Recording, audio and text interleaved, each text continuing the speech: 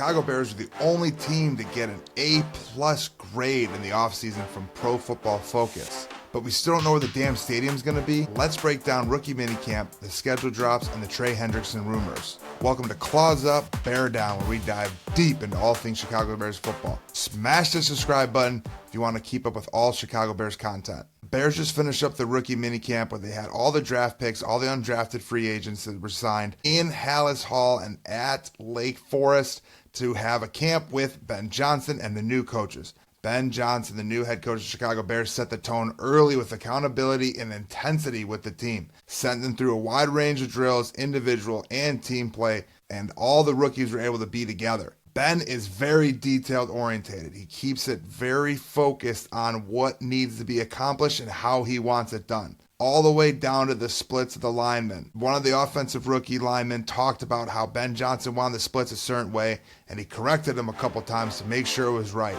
Sounds like at rookie camp they're really setting the foundation of that intensity and then accountability. Which leads into one of the biggest takeaways from rookie minicamp was Eric Bieniemy, the new running back coach for the Chicago Bears.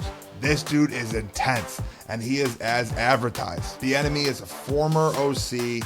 He is a running back legend. He was a coach for the Kansas City Chiefs, and he brought that intensity to rookie minicamp. There's clips of him getting after guys, both positive and negatively.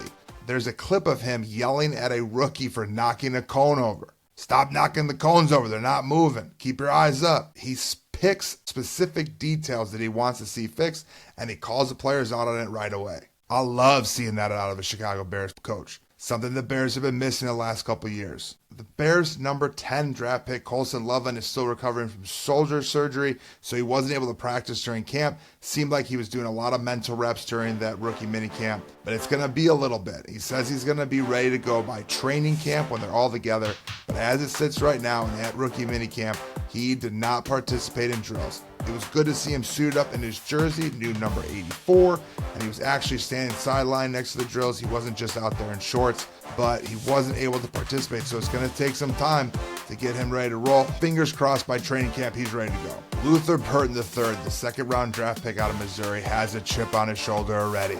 He had a quote where he said, "All the teams who pass on me are going to pay," and he said it with a straight face. There was no laughing, there was no smiling, it was all business. Historically, you always hear the legends of the players who felt like they were disrespected and not picked early enough.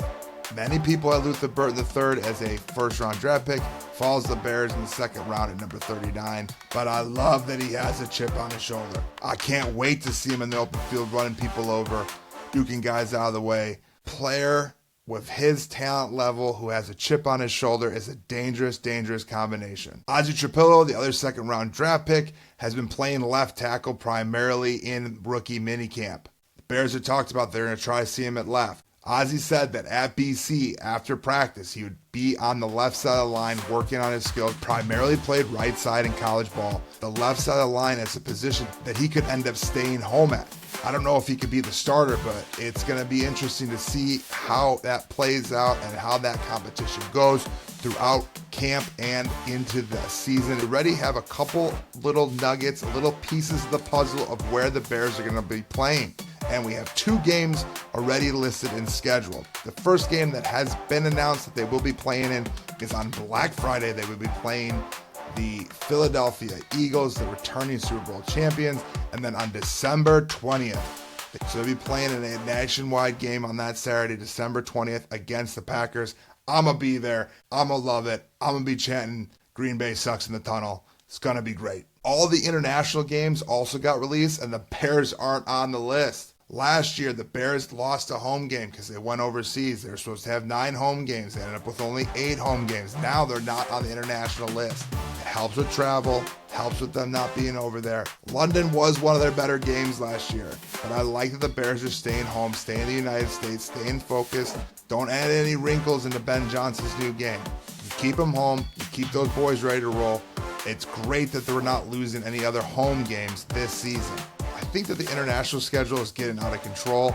The Vikings are actually playing back-to-back weeks internationally. It's in England and then in Ireland, so it's not that far of a flight, but still, it's a lot. I understand the appeal to try to get the NFL in a wider viewing in the world. But this is an American sport. We love football more than anyone else. I don't know why all the international fields are getting these high-profile games when I think they should be played at home with the fans. The fans make the games. You don't see the Premier League sending their best games over to the United States. But for some reason, the NFL is playing in Brazil, the NFL is playing in Spain, and Germany, and Ireland, and England, and it's getting too much. It's getting too much for me. Is there pass rush help coming for the Chicago Bears? There are rumors of Bears potentially trading for Trey Hendrickson, who seems to be frustrated and pissed off with the Cincinnati Bengals. Trey Hendrickson is looking for a new deal. He has one more year left on his contract, but he isn't playing in their camp right now. Seems like their relationship between the head coach, Zach Taylor, and Trey Hendrickson is frayed. Hendrickson just seems like he wants nothing to do with the Bengals. The Bengals are being the Bengals. Crazy offseason for them with players sitting out, rookies sitting out, now Trey Hendrickson sitting out. Could the Bears make a move for Trey Hendrickson? Trey Hendrickson last year had 17.5 sacks and led the NFL. The year before that, he also had 17.5 sacks. He's a great ball player. He's looking for a new deal, and that new deal could be worth $34.5 million a year. He probably wants to sign a 3 or 4 year deal for that amount of money. I don't know if the Bears have the cap space to do it, but the Bears would be greatly improved on defense if they were able to get a guy like Trey Hendrickson. It would be great to have him paired up with Montez Sweat. The other issue for the Bears is what would it cost to trade for Trey Hendrickson? Early in the offseason, it sounded like the Bengals wanted a first-round draft pick.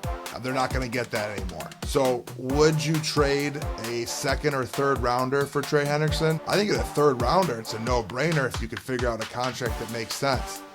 Trey Hendrickson's 31, $35 million. Third rounder could be cool, but it's going to be hard to figure out that trade value. A second rounder for a disgruntled player as it is, I don't think that makes much sense. But if they can get a nice team-friendly deal or package their player in, trade him off to Cincinnati, get the sack leader back for the Bears, defense going to be way, way up. Another pass rush help option for the Bears is Jadeveon Clowney.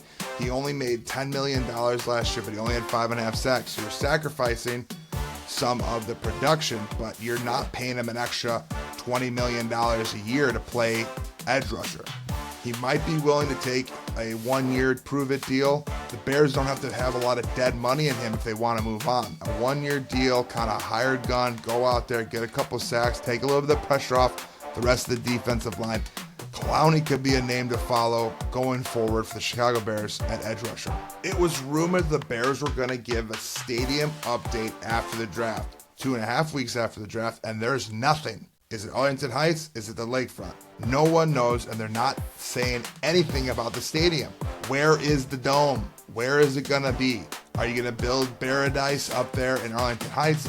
Are you going to keep it in the historic place of the lakefront? I just want to see them get it done. Now they're really taking a lot of time to figure this out, and every single day goes by, these prices for these stadiums are get higher and higher, and they're going to have a harder time securing funding for it. It's going to end up costing a lot more than if they would have just broke ground in Arlington Heights when they originally purchased the property and they started making the stadium there. The Chicago Bears were the only team with an A+ rating in the PFF, the Pro Football Focus offseason grades. They really highlighted what the Bears did in offensive line, trading for Joe Thuney, adding Drew Dahlman, adding Jonah Jackson.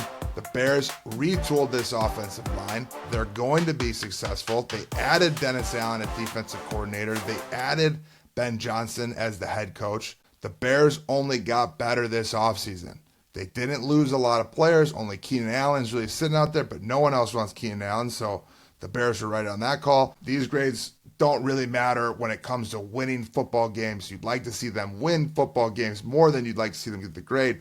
But it's nice to see the recognition by the national media that the Bears are going in the right direction and they are making the smart moves as they go through the offseason. Go ahead and comment below. Do you think the Bears should trade for Trey Hendrickson, and what do you think it should cost? Where do you want the stadium to be? Arlington Heights or the lakefront? Go ahead and hit the like button. Don't forget to smash the subscribe button to Claws Up, Bear Down, where we dive deep into all things Chicago Bears football. Thanks for watching.